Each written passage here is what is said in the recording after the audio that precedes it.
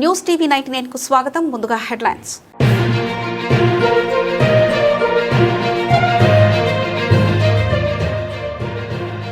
Operation Sindoor కు ఏడాది. Operation పై ప్రత్యేక వీడియో విడుదల చేసిన భారత సైన్యం.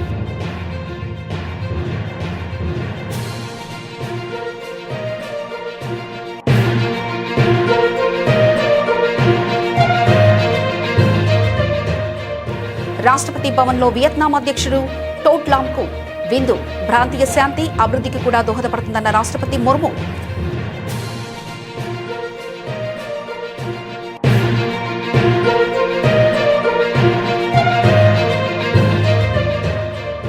తమిళనాట ఉత్కంఠ. గవర్నర్తో మరోసారి విజయపేటి బల నిరూపణకు సిద్ధం.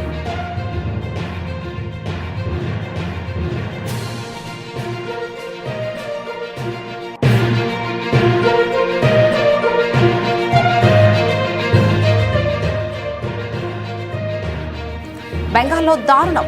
సువేందు అధికారి పిఐ కాల్చివేత.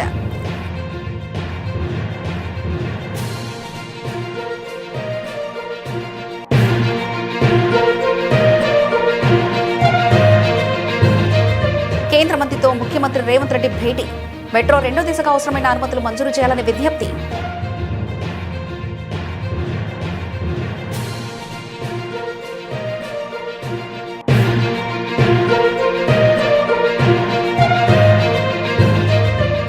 సంపద సృష్టితోనే సంక్షేమం. కలెక్టర్ల సదస్సులో సీఎం చంద్రబాబు దిశానిర్దేశం.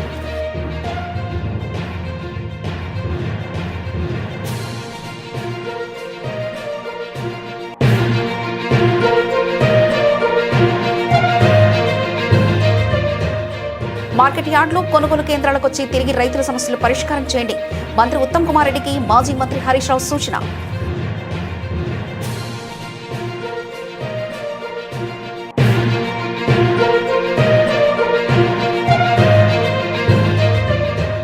వైఎస్ జగన్ పై కక్ష సాధింపే లక్ష్యంగా కూటమి డైవర్షన్ పాలిటిక్స్. ప్రభుత్వంపై రాచమల్లు శివప్రసాద్ రెడ్డి ఫైర్.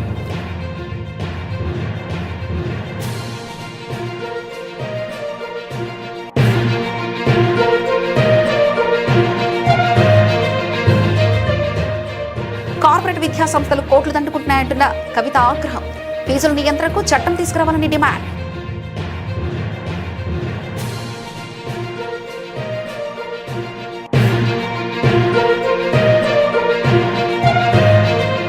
అనంతలో ఇసుక దందా. క్రికెట్ బెట్టింగ్లు యథేచ్ఛగా నడుస్తున్న పోలీసులు చర్యలే తీసుకోవడం లేదు. తీవ్ర ఆరోపణలు చేసిన మాజీ ఎమ్మెల్యే తోపుదుర్తి ప్రకాష్ రెడ్డి.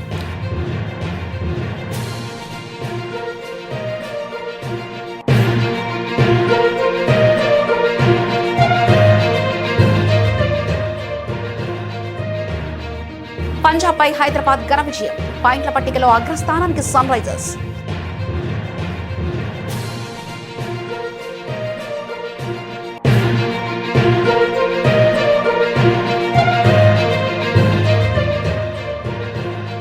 లాభాల నష్టాలతో దోబూచలాటలు. స్వల్ప లాభాల్లో దేశీయ సూచీలు.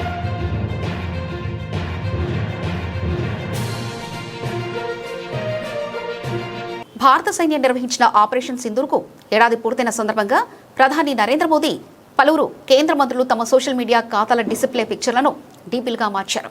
గురువారం ప్రధాని మోదీ తన ఎక్స్ ఖాతా ప్రొఫైల్ చిత్రాన్ని ఆపరేషన్ జ్ఞాపకార్థం రూపొందించిన చిత్రంతో మార్చగా ఆయనను అనుసరిస్తూ కేంద్ర మంత్రులు ఎస్ జైశంకర్, నిర్మలా సీతారామన్, పీయూష్ గోయల్ కూడా తమ డీపీలుగా మార్చారు. గత ఏడాది ఇదే రోజున 6/7/2025న పాక్ ఆక్రమిత కశ్మీర్ పీఓకే పాకిస్తాన్లోని ఉగ్రవాద స్థావరాలపై భారత సాయుధ బలగాలు ఆపరేషన్ సింధూర్ పేరుతో నిర్ణయాత్మక సైనిక చర్య చేపట్టాయి. 2025 ఏప్రిల్ 22న పహల్గామ్లో పాక్ ప్రేరేపిత ఉగ్రవాదులు జరిపిన దాడికి ప్రతీకారంగా ఈ ఆపరేషన్ జరిగింది. ఆ దాడిలో 26 మంది అమాయకులు ప్రాణాలు కోల్పోయారు. లష్కరే తోయిబా అనుబంధ సంస్థ అయిన ది రెసిస్టెన్స్ ఫ్రంట్ ఈ దాడికి బాధ్యత తీసుకుంది. ఆపరేషన్ మొదటి వార్షికోత్సవాన్ని పురస్కరించుకొని ఇది జాతీయ సంకల్పానికి చిహ్నమని భారత సైన్యం పేర్కొంది. ఈ సందర్భంగా ఒక ప్రత్యేక వీడియోను కూడా విడుదల చేసింది. పహల్గామ్ దాడికి పాల్పడిన ప్రతి ఉగ్రవాదిని, వారిని నడిపించే వారిని భారత్ గుర్తించి శిక్షిస్తుందని ప్రధాని మోదీ గతంలో చేసిన హెచ్చరికను ఈ వీడియోలో పొందుపరిచారు. IANS కథనం ప్రకారం ఈ ఆపరేషన్ ద్వారా ఉగ్రవాదంపై తమది జీరో టాలరెన్స్ విధానమని భారత్ మరోసారి ప్రపంచానికి స్పష్టం చేసింది. రాష్ట్రపతి ద్రౌపది ముర్ము రాష్ట్రపతి భవన్లో వియత్నాం అధ్యక్షుడు టో లామ్ కు స్వాగతం పలికి గౌరవార్థం విందిచ్చారు. భారత్ వియత్నాం సంబంధాలను విస్తృత సమగ్ర వ్యూహాత్మక భాగస్వామ్యం స్థాయికి పెంచడం వల్ల ద్వైపాక్షిక సహకారానికి కొత్త ఊపినివ్వడంతో పాటు ప్రాంతీయ శాంతి అభివృద్ధికి కూడా దోహదపడుతుందని రాష్ట్రపతి తెలిపారు. తమిళనాడు రాజకీయాల్లో ఉత్కంఠభరితంగా మారాయి. గత నెల జరిగిన అసెంబ్లీ ఎన్నికల్లో అతిపెద్ద పార్టీగా అవతరించినప్పటికీ ప్రభుత్వం ఏర్పాటుకు అవసరమైన పూర్తి మెజార్టీపై నెలకొన్న సందిగ్ధత నడుమ నటుడు విజయ్ తన ప్రయత్నాలను ముమ్మరం చేశారు. తన తమిళగా వెట్రికలగం టీవీకే పార్టీకి సంఖ్యాబలం ఉందని నిరూపించుకునేందుకు ఆయన గురువారం ఉదయం గవర్నర్ ఆర్వి అర్లేకర్తో మరోసారి సమావేశమయ్యారు. సభలో తన బలాన్ని నిరూపించుకోవడానికి సిద్ధంగా ఉన్నానని ఈ మేరకు గవర్నర్కు స్పష్టం చేసినట్లు తెలుస్తుంది. బుధవారం గవర్నర్తో జరిపిన తొలి భేటీ విఫలమైన సంగతి తెలిసిందే. విజయ్ నేతృత్వంలోని కూటమికి పూర్తిస్థాయి మెజార్టీపై గవర్నర్ సందేహాలు వ్యక్తం చేయడంతో ముఖ్యమంత్రిగా విజయ్ ప్రమాణ స్వీకారం వాయిదా పడింది.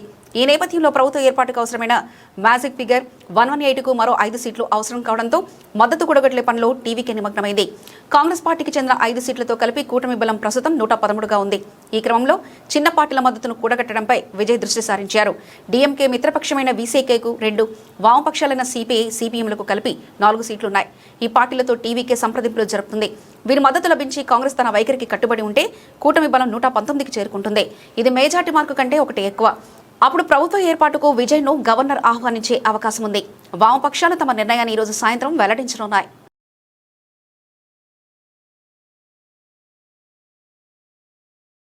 పశ్చిమ బెంగాల్లో ఎన్నికల అనంతరం హింస తీవ్ర రూపం దాల్చింది. బీజేపీ చారిత్రాత్మక విజయం సాధించిన 2 రోజుల తర్వాత ఆ పార్టీ కీలక నేత, జైంట్ కిల్లర్గా పేరు పొందిన సువేంద్ అధికారి వ్యక్తిగత సహాయకుడు పిఏ చంద్రనాథ్ రత్ను దారుణ హత్యకు గురయ్యాడు. నార్త్ 24 పరగనాల జిల్లాలోని మధ్యం గ్రామంలో బుధవారం రాత్రి దారుణం చోటు చేసుకుంది. ఈ ఘటనతో రాష్ట్రంలో రాజకీయ ఉద్రిక్తతలు ఒక్కసారిగా భగ్గుమన్నాయి. ఘటనా స్థలికి చేరుకున్న పోలీసులు పగిలిపోయిన కారు అద్దాలను, బుల్లెట్ గుర్తులను పరిశీలించారు. అక్కడ లభించిన బుల్లెట్ షెల్స్ను బట్టి ఆస్ట్రియా తయారీ గ్లాక్ పిస్టల్ వంటి చిన్న ఆయుధాన్ని వాడి ఉండవచ్చని అనుమానిస్తున్నారు. అయితే ఫోరెన్సిక్ నివేదిక తర్వాతే పూర్తి స్పష్టత వస్తుందని అధికారులు తెలిపారు. దాడికి ఉపయోగించిన బైకు రిజిస్ట్రేషన్ ప్లేట్ లేకపోవడంతో ఇది పక్కా ప్రణాళికలతో చేసిన హత్యగా పోలీసులు భావిస్తున్నారు. ఈ హత్య వెనుక తృణమూల్ కాంగ్రెస్ హస్తం ఉందని బీజేపీ నేతలు తీవ్ర ఆరోపణలు చేస్తున్నారు.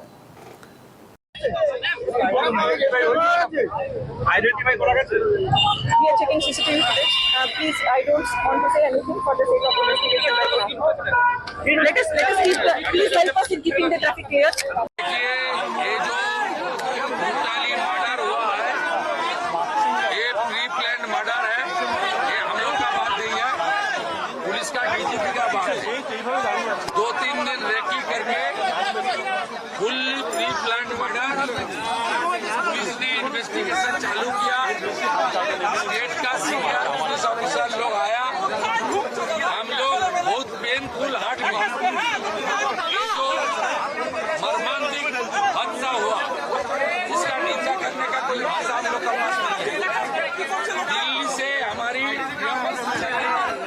राष्ट्रीय अध्यक्ष से लेकर संतोष जी से लेकर सब ने जानकारी लिया है. केंद्रीय मंत्री डॉक्टर सुकांत मजूमदार उन्होंने 4 घंटे तक पूरा जो इंसिडेंट हुआ फैमिली के साथ, पुलिस के साथ बात किया है. पार्टी की ओर से ऑनरेबल एमपी पार्टी का जीएस ज्योतिर्मय सिंह महातो जी और कम से कम 20 चुने हुए विधायक सब अपने अपने क्षेत्र छोड़कर ये जो हुआ है इसके लिए परिवार का साथ और हमारी वर्कर का साथ रहने के लिए आया है. हम लोग इंतजार करेगा. पुलिस ने कुछ ना कुछ क्लू को मिला है, पुलिस ही कार्रवाई करेगा. डीजीपी देख रहा है.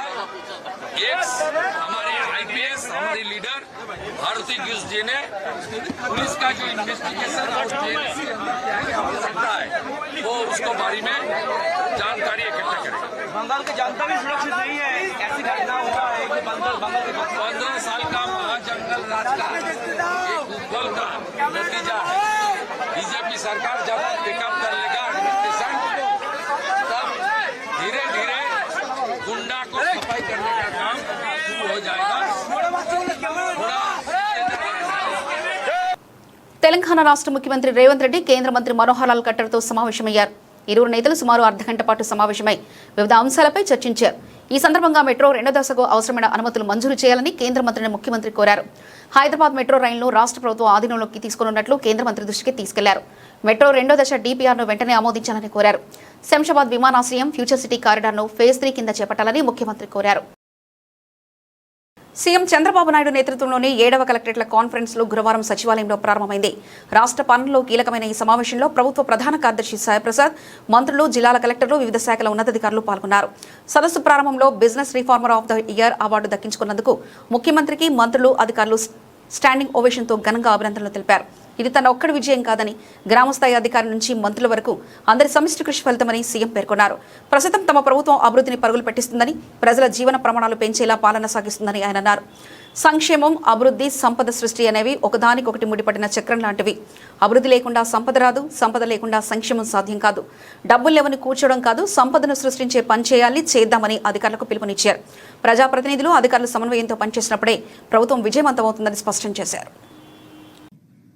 ఈరోజు విశాఖపట్నం ఐటీ హబ్గా తయారైంది. ఒక పాలసీ ఎట్లా ప్లే చేస్తుందంటే 99 పైసలు ఎకరాల ల్యాండ్. మనకు ఉద్యోగాలు కావాలి. ఉద్యోగాలు కావాలంటే ఎక్కడో ఒక ఫ్లాగ్షిప్ ప్రోగ్రామ్ ఇవ్వాలి. ఆ 99 పైసలు is a game changer. Visakhapatnam రూపురేఖలు మార్చగలిగాం. విశాఖపట్నం ఎప్పటి నుంచో ఉంది.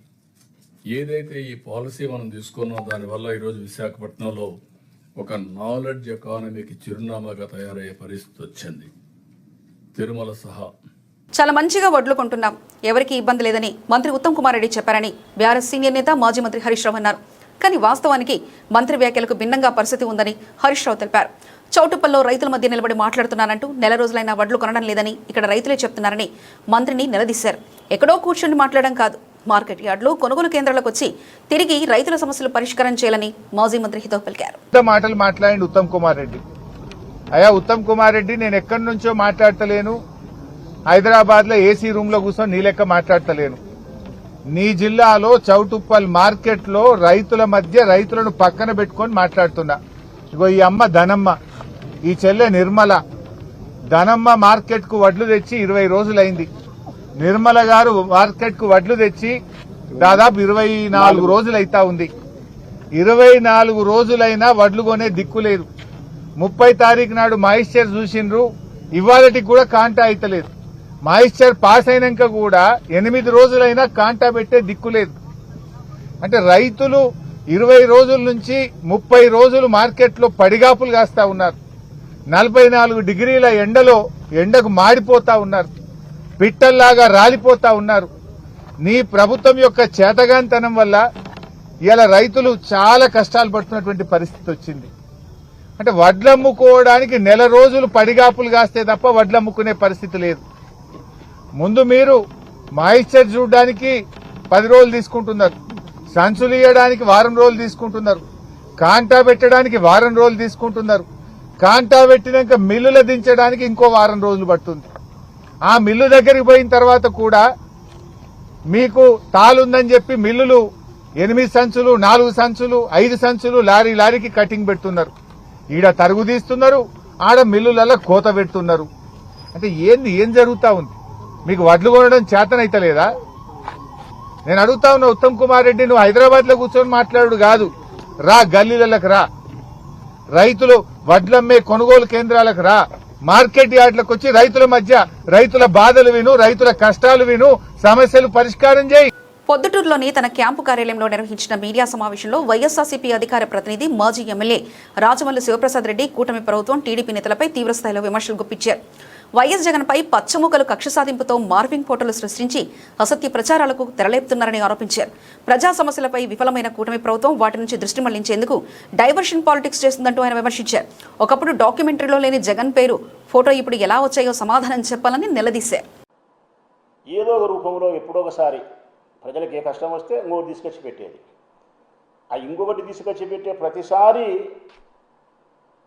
జగన్మోహన్ రెడ్డి గారి పేరు చొప్పించాలా, జగన్మోహన్ రెడ్డి గారికి బురదన్న బుయ్యాలా, రక్తమన్న బుయ్యాలా, ఏదో ఒకటి ఒక మరకైతే ఆయనకు పూసి వీళ్ళ మరకల నుంచి తప్పించుకునే దానికి ప్రయత్నం చేస్తారు పెద్దబాబు, చిన్నబాబు. వాళ్ళు ఏం ఈరోజు చేస్తాండేదంటే కన్నా 2021 సంవత్సరంలో బ్లడ్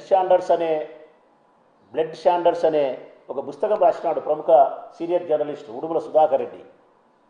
ఎర్రచందనానికి సంబంధించి రాసినాడు బ్లడ్ స్టాండర్డ్స్ అని చెప్పి. అది 2023 సంవత్సరంలో ప్లానెట్ కిల్లర్స్ పేరుతో ఒక ఇన్వెస్టిగేషన్ ఛానల్ ఒక డాక్యుమెంటరీ తీసింది 2023 సంవత్సరంలో. ఈ ఉడుమల సుధాకర్ రెడ్డి సీనియర్ జర్నలిస్ట్ రాసిన పుస్తకం ఆధారం ప్రకారం 2023 సంవత్సరంలో ఒక డాక్యుమెంటరీ. ఆ డాక్యుమెంటరీలో ఎక్కడే కానీ జగన్ గారి పేరు కానీ జగన్ గారి ఫోటో కానీ ప్రస్తావన కానీ లేదు. ఇప్పుడు కొత్తగా ఈ పచ్చమూకల యొక్క కుతంత్రముతో వీరి కుట్రలతో ఇప్పుడు కొత్తగా డిస్కవరీ అనే ఒక మళ్ళీ డాక్యుమెంటరీ తయారు చేసినారు. ఇప్పుడు మళ్ళీ కొత్తగా ఆ డాక్యుమెంట్ పేరు కూడా ఏంటంటే కన్నా జావా డిస్కవరీ. ఈ జావా డిస్కవరీ అనే ఈ ఛానల్ ద్వారా ఏవైతే డాక్యుమెంటరీ కథనం తయారు చేసినారో దీంట్లో ఉన్నట్టుండి జగన్ గారి ఫోటో, జగన్ గారి ప్రమేయము ఇవన్నీ తీసుకొచ్చి పెట్టినారు. ఎవరికి? కొల్లం గంగిరెడ్డి ఎర్రచందనం స్మగ్లర్ ఎవరైతే ఉన్నారో కొల్లం గంగిరెడ్డి, ఆయనకు జగన్మోహన్ రెడ్డి గారికి కనెక్షన్ కుదురుస్తూ వేరే ఫోటోలు తీసుకొచ్చి మార్ఫింగ్ చేసి ఈ కథనంలో ఈ డాక్యుమెంట్లో పెట్టి ఇప్పుడు మళ్ళీ ఒక స్టేట్మెంట్. పెద్ద ఎర్రచందనం స్మగ్లర్, అంతర్జాతీయ స్థాయిలో స్మగ్లింగ్ గ్యాంగులతో సంబంధం ఉండేవాడు మహేష్ నాయుడు. ఈనాడు అరెస్ట్ చేసి 2014లో అరెస్ట్ చేసినారు. 1 సంవత్సరం రోజులు కడప జైల్లో పెట్టినారు, పీడీ యాక్ట్ పెట్టి. చాలా కేసులలో ముద్దాయి ఆయన. ఈయన ప్రముఖ తెలుగుదేశం పార్టీ. విద్యారంగంలో పెరుగుతున్న ఫీజుల దోపిడీపై తెలంగాణ రక్షణ సేన అధ్యక్షురాలు కల్వకుంట్ల కవిత తీవ్ర ఆగ్రహం వ్యక్తం చేశారు. సోమాజిగూడ ప్రెస్ క్లబ్లో నిర్వహించిన రౌండ్ టేబుల్ సమావేశంలో ఆమె మాట్లాడుతూ రాష్ట్రంలో కార్పొరేట్ విద్యా సంస్థలు విద్యను వ్యాపారంగా మార్చి కోట్లు దండుకుంటున్నాయని, వీటిని నియంత్రించకపోతే రాష్ట్ర వ్యాప్త పోరాటం చేస్తామని కవిత హెచ్చరించారు.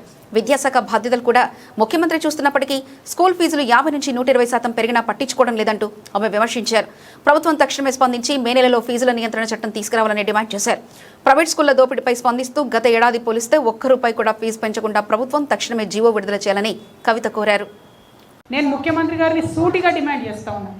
హైదరాబాద్ పబ్లిక్ స్కూల్ అనేటటువంటిది ప్రభుత్వం ఇచ్చినటువంటి భూమిలో నడిచేటటువంటి సంస్థ.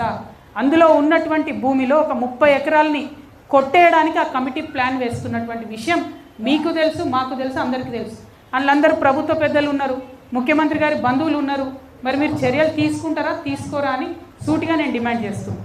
ఇంకా దారుణం ఏంటంటే ఆ హైదరాబాద్ పబ్లిక్ స్కూల్లో ఒకటే అధికారి ఉన్నది. ఆమె 14 సంవత్సరాల నుంచి ఒకటే పోస్ట్లో ఉన్నది. ఉండి ఈ కొత్తగా ఎవరు బోర్డు మెంబర్ వచ్చినా వాళ్ళకి నేర్పిస్తారు అన్నట్టు. ఎట్లా అవినీతి చేయాలి, ఎట్లా సీట్లు అమ్ముకోవాలి, ఎట్లా బయట దేశాలు ఉన్నటువంటి సత్య నాదెల్ల లాంటి వాళ్ళు ఇక్కడ చదువుకొని పోయారు. Satya Nadella is alumni of Hyderabad public school.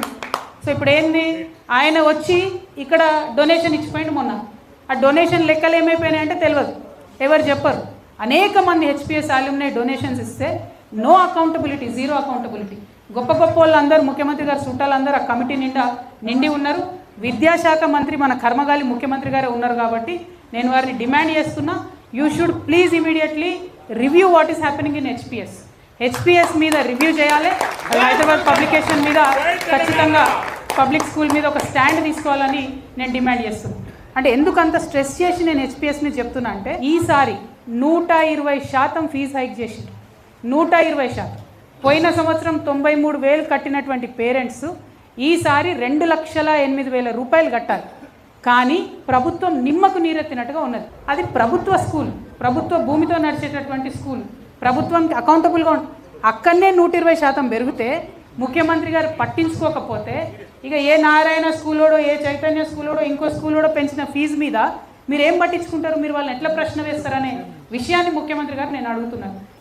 Honey trap అనే ఒక జుగుప్సాకరమైన విధానాన్ని అనంతపూర్లో చూశామని మాజీ ఎమ్మెల్యే తోపుదుర్తి ప్రకాష్ రెడ్డి సంచలన వ్యాఖ్యలు చేశారు. టీడీపీ కూటమికి చెందిన ఈ హనీ ట్రాప్ ముఠాల మధ్య జరిగిన గొడవలో ఒకరికి సంబంధించిన సాక్ష్యాలు ఒకరు బయటపెట్టుకున్నారని అన్నారు. అనంతలో ఇసుక దందాలు, క్రికెట్ బెట్టింగ్లు, మట్కాలు, దొంగతనాలు యథేచ్ఛగా నడుస్తున్నా పోలీసులు వాటిపై చర్యలు తీసుకోవడం లేదని విమర్శించారు. మనం మన అనంతపురం జిల్లాలో చూస్తున్నాము. అనంతపురం జిల్లా గౌరవ ప్రతిష్టలకు భంగం వాటిల్లేటువంటి కార్యక్రమంగా భావిస్తున్నాము. ఈ హనీ ట్రాప్ కేసుకు సంబంధించి విచారణ ముగిసిందనేసి ఎస్పీ గారు నిన్న ప్రకటించారు. ప్రకటిస్తూ ఎవరైనా దీని మీద స్పెక్యులేషన్స్ అంటే గాలివార్తలు ప్రచారం చేస్తే చట్టపరమైన చర్యలు తీసుకుంటామని కూడా మాట్లాడినారు. ఈ హనీ ట్రాప్లో 2 ముఠాలు ఉన్నాయి, ఒకటి టీడీపీ, ఒకటి బీజేపీ. మల్లీశ్వరి అనుకుంటా, మల్లీశ్వరి అనే ఆమె బీజేపీ, రంగమ్మ టీడీపీ. సో ఈ 2 ముఠాల మధ్య వచ్చిన గొడవలో, అంటే బీజేపీ టీడీపీల మధ్య వచ్చిన గొడవలో భాగంగానే ఒకరికి సంబంధించిన ఎవిడెన్స్లు ఇంకొకరు బయటికి మీడియాకు, పోలీసులకు అందజేసుకున్నారు. వారు కొట్లాడుకుంటే తప్ప ఇది వెలికిరానటువంటి వాస్తవం. అనంతపురం జిల్లాలో ఇసుక దందా నడుస్తూ ఉంది. పోలీసులకు తెలియంది కాదు, కంప్లైంట్లు వచ్చినా మీరు చేసింది ఏం లేదు. క్రికెట్ బెట్టింగ్ నడుస్తూ ఉంది, కంప్లైంట్లు వచ్చినా మీరు చేసింది ఏంది లేదు. మటకా నడుస్తూ ఉంది, మీకు తెలియకుండా జరగడం లేదు, నడుస్తుంది, అందరికీ తెలుసు. సగం మంది ఇటువంటి వ్యవహారాలకు ఊతమిస్తున్న వాళ్ళు ఉన్నారు, అక్రమ ఆదాయాలకు పాల్పడుతున్నటువంటి వాళ్ళు ఉన్నారు. మీరే ప్రూవ్ చేశారు, మీరే వారిని డిస్మిస్ చేశారు. రాష్ట్ర చరిత్రలో ఏ జిల్లాలో కూడా ఒక్కసారిగా 9 మంది పోలీసుల పైన చర్యలు తీసుకున్న సందర్భం ఏదైనా ఉందా? లేదా అందమైన అమ్మాయిల ప్రొఫైల్ పిక్కులు పెట్టుకున్నటువంటి వాట్సాప్ కాల్స్తో ఫోన్లు చేసి, వాట్సాప్ మెసేజ్లు చేసి, ప్రొవోక్ చేసి,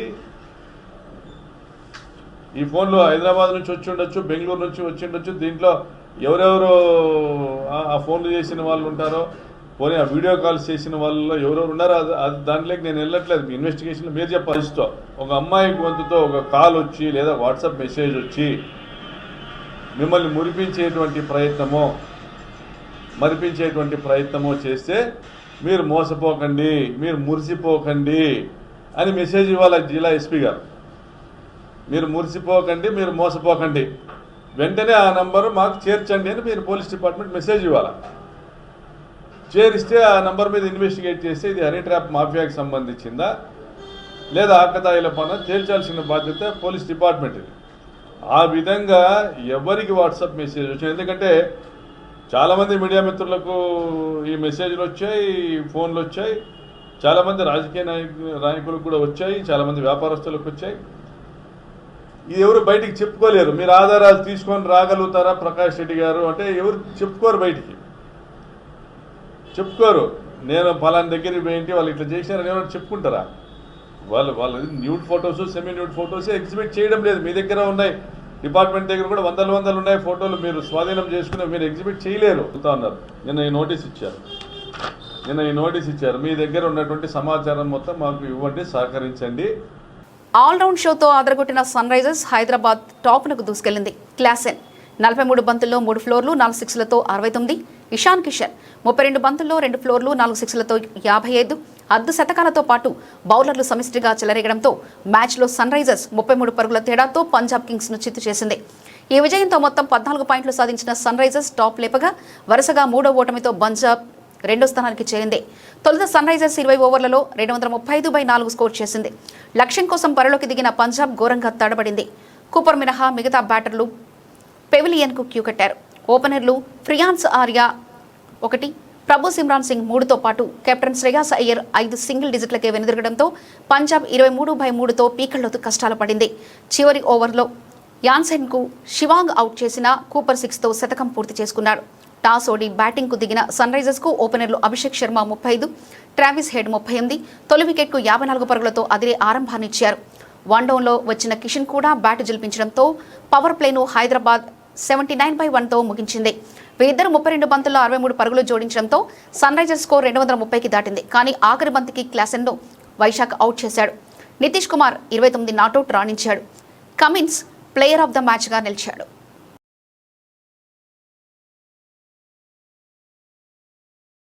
బుధవారం భారీ లాభాలను ఆర్జించిన దేశీయ సూచీలు గురువారం కూడా లాభాలతో మొదలయ్యాయి. అయితే ఆ తర్వాత కిందకు దిగి వచ్చాయి. ఆటోమొబైల్స్, మెటల్ రంగాలు లాభాల్లో ఉన్నాయి. అయితే రియాలిటీ రంగం సూచీలను వెనక్కి లాగుతుంది. అంతర్జాతీయ భౌగోళిక రాజకీయాల నేపథ్యంలో మదుపర్లు అప్రమత్తంగా వ్యవహరిస్తున్నారు. ఈ నేపథ్యంలో సూచీలు లాభ నష్టాలతో దోబూచులాడుతున్నాయి. ప్రస్తుతం స్వల్ప లాభాల్లో కొనసాగుతున్నాయి. ప్రస్తుతం డాలర్తో రూపాయి మారకం విలువ 94.79గా ఉంది. గత సెషన్ ముగింపు 77,959తో పోల్చుకుంటే గురువారం ఉదయం దాదాపు 350 పాయింట్ల లాభంతో 78,339 వద్ద మొదలైన సెన్సెక్స్ ఆ తర్వాత కిందకు దిగి వచ్చింది. ఆరంభ లాభాలను కోల్పోయింది. ఉదయం 10 గంటల సమయంలో సెన్సెక్స్ 106 పాయింట్ల లాభంతో 78,065 వద్ద కొనసాగుతుంది. మరోవైపు నిఫ్టీ కూడా సెన్సెక్స్ బాటలోనే సాగుతుంది. ప్రస్తుతం 39 పాయింట్ల లాభంతో 24,370 వద్ద కదలాడుతుంది. సెన్సెక్స్ నిఫ్టీలో Paytm, Polycab, CG power, Shree cements, Hitachi energy మొదలైన షేర్లు లాభాల్లో ఉన్నాయి. Godrej consumers, KPIT tech, PB fintech, KEI industries, blue star మొదలైన షేర్లు నష్టాల బాటలో సాగుతున్నాయి. నిఫ్టీ మిడ్ క్యాప్ ఇండెక్స్ 162 పాయింట్ల లాభంతో ఉంది. బ్యాంక్ నిఫ్టీ 63 పాయింట్ల లాభంతో ఉంది.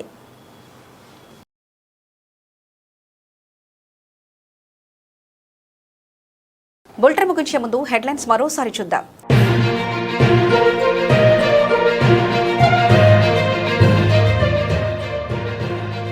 ఆపరేషన్ సింధూర్కు ఏడాది. ఆపరేషన్పై ప్రత్యేక వీడియో విడుదల చేసిన భారత సైన్యం.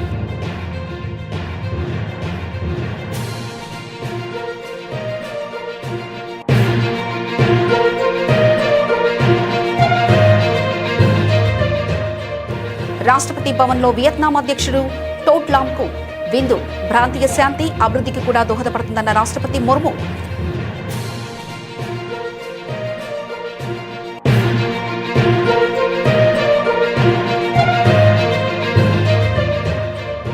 తమిళనాట ఉత్కంఠ. గవర్నర్తో మరోసారి విజయపేటి బల నిరూపణకు సిద్ధం.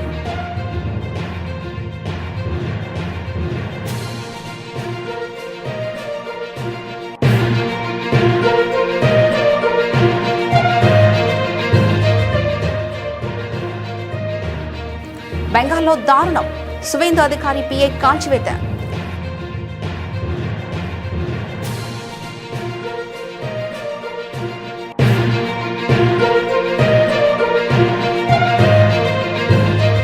కేంద్ర మంత్రితో ముఖ్యమంత్రి రేవంత్ రెడ్డి భేటీ. మెట్రో 2వ దశకు అవసరమైన అనుమతులు మంజూరు చేయాలని విజ్ఞప్తి.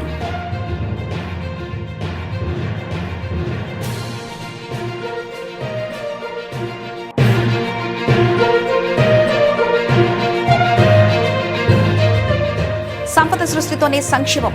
కలెక్టర్ల సదస్సులో సీఎం చంద్రబాబు దిశానిర్దేశం.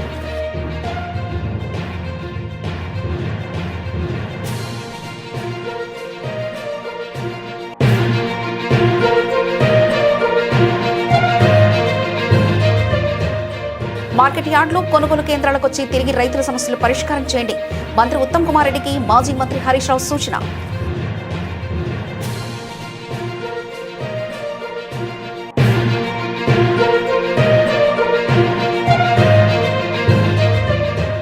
వైఎస్ జగన్ పై కక్ష సాధింపే లక్ష్యంగా కూటమి డైవర్షన్ పాలిటిక్స్. ప్రభుత్వంపై రాచమల్లు శివప్రసాద్ రెడ్డి ఫైర్.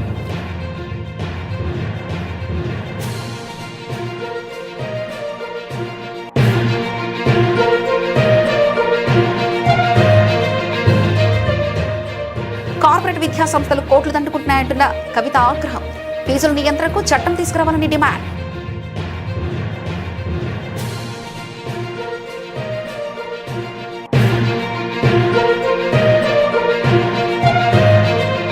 అనంతలో ఇసుక దందాలు, క్రికెట్ బెట్టింగ్లు యథేచ్ఛగా నడుస్తున్న పోలీసులు చర్యలే తీసుకోవడం లేదు.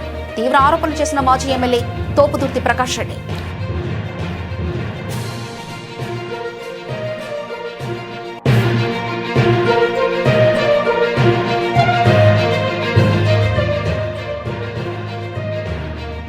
పంజాబ్ పై హైదరాబాద్ ఘన విజయం. పాయింట్ల పట్టికలో అగ్రస్థానానికి సన్ రైజర్స్.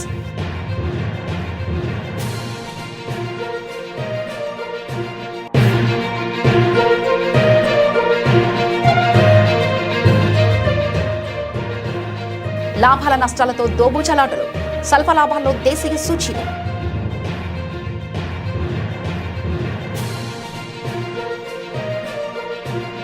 ఇవి ఇప్పటివరకున్న అప్డేట్స్. మరో బులెటిన్లో మళ్ళీ కలుసుకుందాం. అంతవరకు సెలవు. నమస్కారం.